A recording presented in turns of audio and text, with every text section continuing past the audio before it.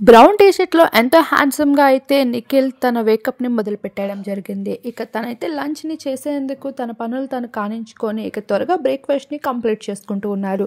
అయితే next chief task అయితే big boss అందించబోతున్నట్లు announce చేశారు. అలానే బయటికి రావద్దు అంటూ.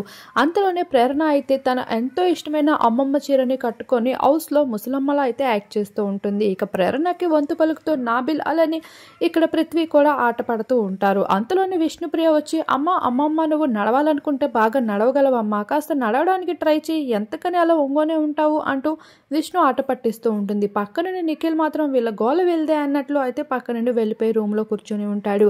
ఇక యశ్విని పైన అలిగి ఉన్న నిఖిల్ తనతో ఎక్కువగా మాట్లాడడం లేదనే చెప్పుకోవచ్చు.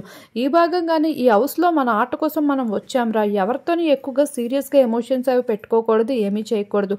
మనం అనుకుంటాం ఒకటి, బయట జరుగుతుంది ఇంకొకటి. బయట నాకు చాలా రెస్పాన్సిబిలిటీస్ ఉన్నాయి, ఈ టెన్షన్స్ పెట్టుకొని నా రెస్పాన్సిబిలిటీస్ని మర్చిపోతున్నా అంటూ నిఖిల్ అయితే ఇండైరెక్ట్గా కౌంటర్ వేస్తూ వచ్చేస్తారు వేయాలనుకున్న వాళ్ళపై. మొత్తానికి అయితే నిఖిల్ తన ఆటపైన మాత్రమే శ్రద్ధ పెడుతూ చీఫ్ కంటెండర్గానే కాకుండా మెగా టికెట్ కోసం కూడా అయితే ఆతృత పడుతూ కనిపిస్తున్నారు. ఏ ఒక్క ఛాన్స్ వచ్చినా దేన్ని వదలను అంటూ.